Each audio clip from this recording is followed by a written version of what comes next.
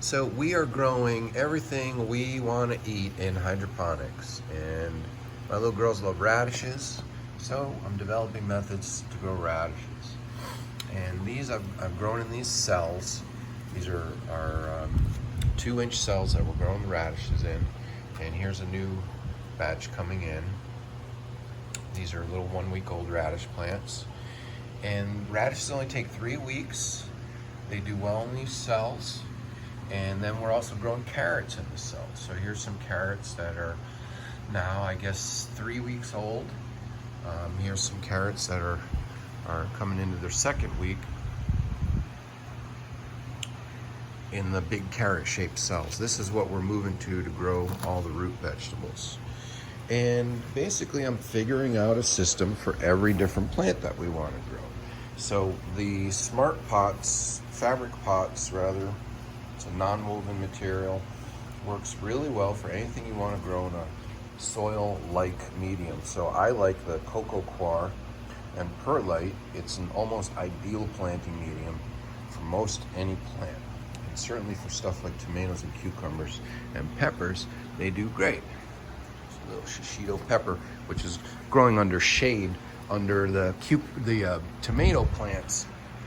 So it's really not doing too much. That's only a little 2-foot tall plant with a couple of dozen peppers on it, compared to our other shishitos, which are 6 feet tall and have hundreds of peppers on them because they get full light. So all the factors that you need to consider when you're growing a garden. Let's take a look at the news. The news today is peas. We've got pea flowers all over the pea plants. They're doing great. Lots of peas coming in. I need to raise that light up every couple of days, and I need to raise it more, but much more, and the carrots won't be getting enough light. So I kind of want to let the carrots finish for another couple of weeks. That they'll take to fatten up.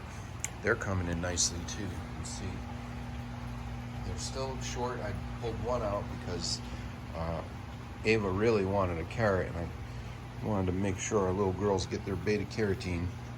So we harvested one. It was only about halfway done. We still have a few weeks to go, but they're doing great. And again, I'm using the smart pots here, but we have gone to the cells for the root vegetables, which I really like. And for the peas, we're gonna continue doing peas, but I'm not gonna do them on a table like this. I'm gonna put them on the floor so they have a lot more vertical space to go, because they can only get to be about 5 feet tall inside this little, on this table that I've got them on. So the next batch of peas will go on the floor and have a lot more room to go vertical. We're real excited to get a crop of peas here indoors in February in the middle of winter. It's pretty cold outside, but we've really got a nice 70-degree garden going on in here.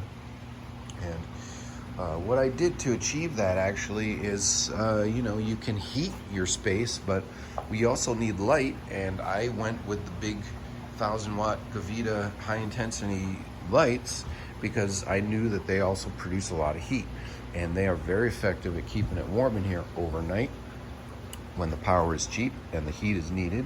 That's when we have the lights running. So they're on all night, and then the LEDs don't produce any heat, but that's better in the tent. I don't want a lot of heat in this little tent, and also it's a lot cheaper to operate and less electricity on those LEDs. So, but I am expanding. I just got today actually 2 more of the big Gavitas, and I'm going to be hanging up here another 2 of those high intensity lights, which is going to double our growing space in here, and I can't wait for that. So the way it'll work is I'll have a wide Gavita that will go over the NFT and the peppers, and then I'll have narrower lights on the tomato plants.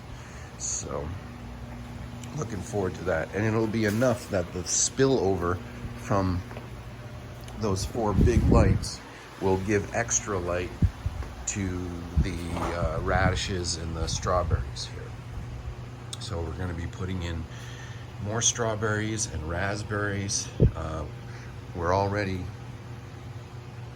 starting more radishes and got lots more carrots going here. Upstairs we actually have over 100 plants that we've just started for our outdoor garden, which is tomatoes, peppers, and marigolds at the moment, and then we'll be adding a whole lot more vegetables, peas and cabbages and onions and garlic, and too many to list. But we're just starting our seed planting indoors. It's still February, so we've got a couple of months before planting goes in, and we're getting a start on it by getting our starts indoors, and by the time it's time to put them in, they're going to be real hardy little plants. So that's the hydroponic report for today. We are doing great here in our self-sufficient garage garden, and please subscribe and share and let me know what you think, and let me know what kind of videos you'd like to see. I'm happy to show anything about gardening, especially the hydroponic setups, hydroponic systems that I'm building. And when we get into outdoor gardening, there'll be a lot of topics to cover. So feel free to comment and let us know what you'd like to see. And thanks for tuning in.